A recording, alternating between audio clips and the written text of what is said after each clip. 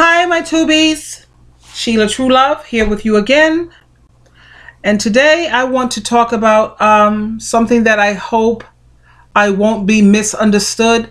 You know, that's one of the main problems that I tend to have with people. I'm usually always misunderstood. I'm sure you've had that situation, and that saddens me. That really saddens me. You know, I'm expressing something one way and people tend to take it another way, or they take everything totally out of context. No, today I want to talk about control. I've had people tell me, some people anyway, to say that there are times when I am very controlling. Controlling me. Yeah, all right, whatever. But, you know, the way I see it, let's think about the jails. Let's think about the prisons, the overflow. Don't you agree with me that some people in this world, they need to be controlled? Why do they need to be controlled? Because left on their own, they don't know how to live right. They don't know how to do right. God has given each and every one of us a gift. God has given me the gift of leadership. And the reason why I'm so good at leadership is because I know how to do things that's going to benefit just me, just the household. No, I know how to do things to benefit everyone. That's a leader. One instance example I'm talking about in terms of my family right now, it's a mess. It's a freaking mess. Now, when I was the one in charge and I was holding the reins, my family, we was together. We hung out on a regular basis. We did everything that was beneficial for everyone in the family. When I let go of the reins, and I put it in their hand, the family is a mess. Like I said, I have 5 brothers. I'm the only girl. And there were times when my brothers had went their own separate ways. Everybody was so disconnected, right? I'm the one that kept my family together. The brothers in contact with the brothers. When my brothers were in trouble, we have got to find ways to get them out. I was the connection to all of that. I had to be, because I believe in family. Family to me is everything after God and after Jesus Christ. Next, it's family. That's important to me, incredibly. Because you see, I really don't give a flying dog biscuits, if you will, what people think on the outside. I don't care. Do I care about what my family thinks? Yeah, I do. I really do. My son, my daughter, my brother, they're very important to me. My blood. They're my flesh and my blood.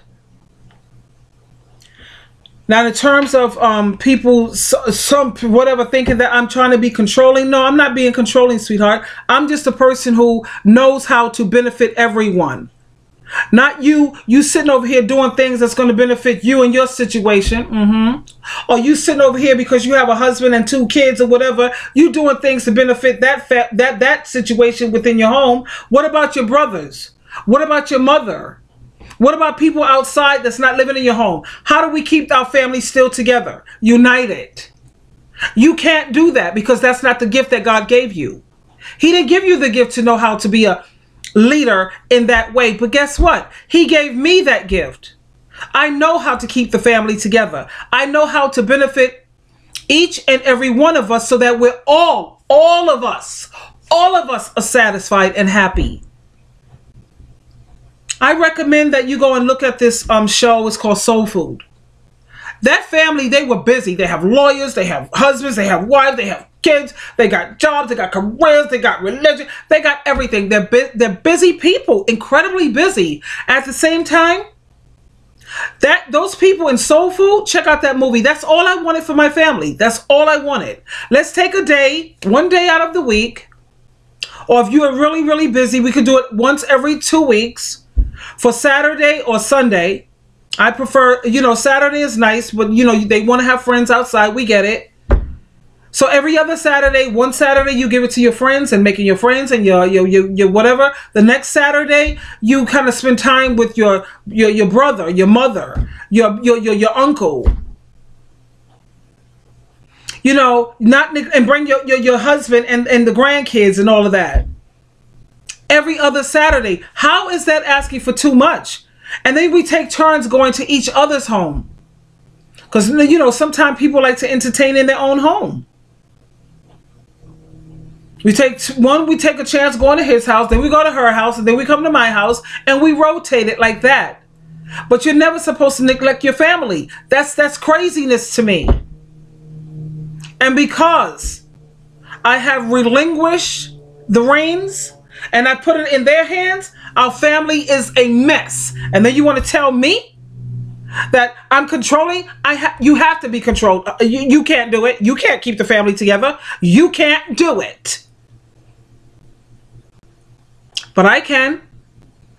When I had the power where you had respect for me as your parent, yeah, you listen to what I'm saying to you.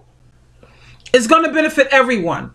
Because every single Saturday that we get together, or Sunday, it could be Saturday or Sunday. I like the idea of on Sunday, we go to our Christian meeting together. And after the Christian meeting, we could come back, make some dinner, talk about what you went through for the week, and build each other up.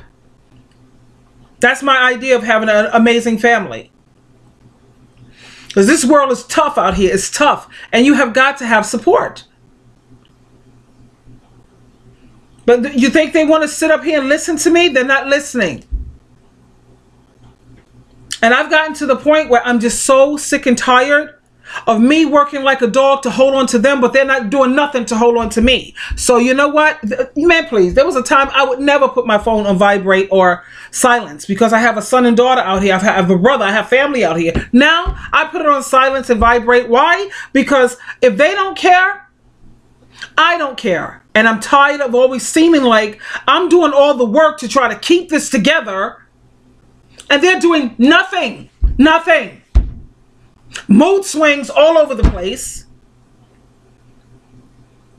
And the point I'm trying to make, I don't care about your mood swings. That's not important to me because you make sure you get to those Christian meetings, don't you?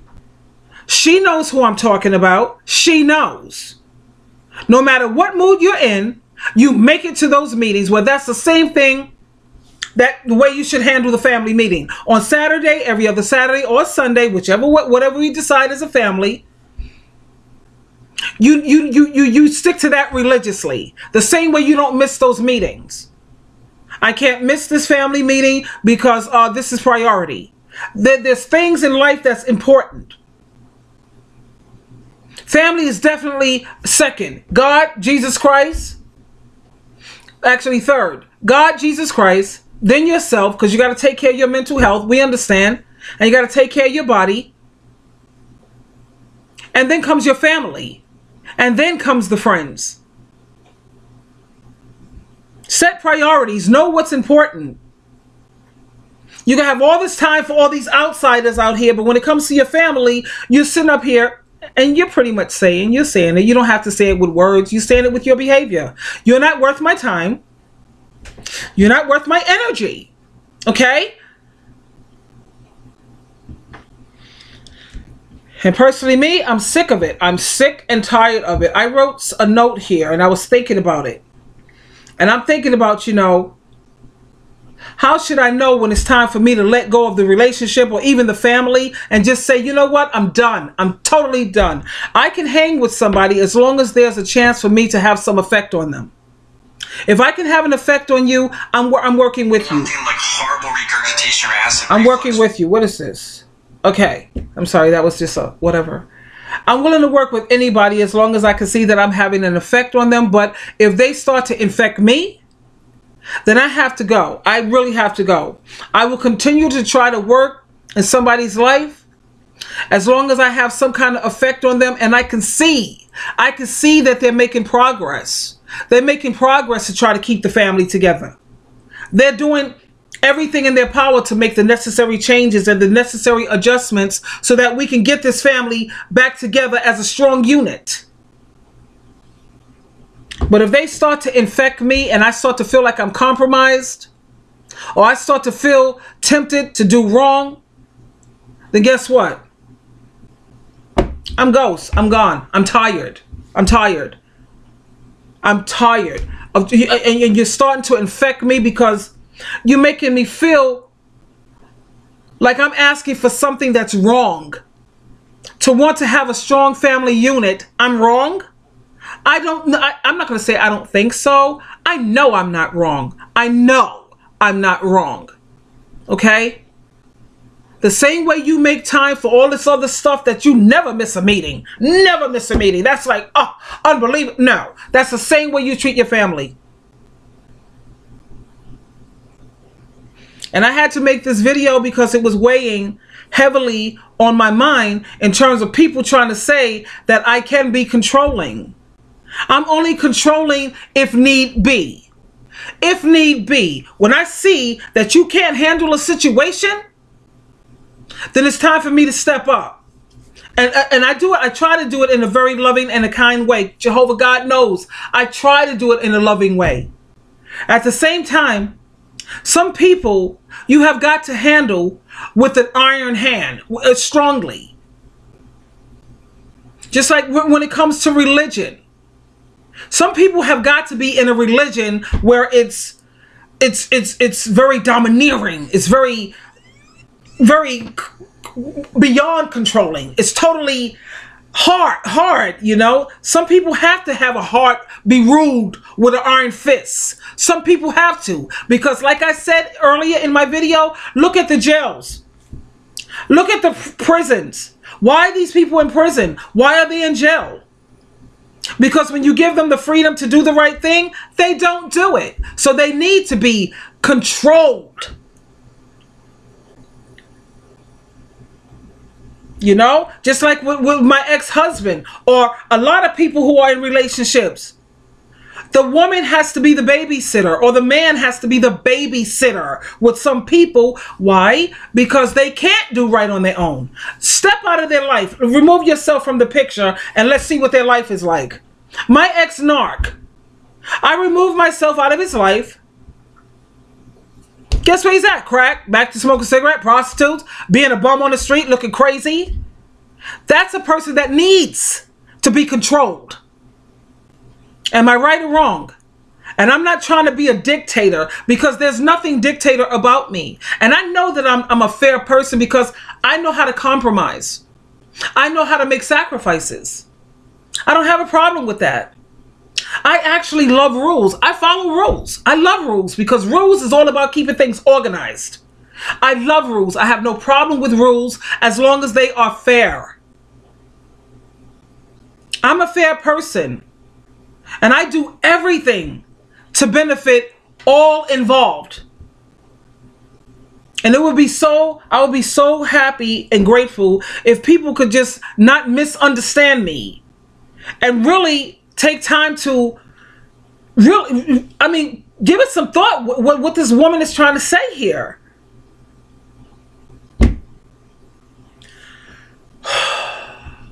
I pray to my Heavenly Father, Jehovah, through Jesus Christ, to reunite my family so that we could be so strong. We're going to be stronger than we ever been, ever. We're going to be so strong together that people are going to look at us with admiration and be like, whoa, that is definitely the way our family has got to be structured.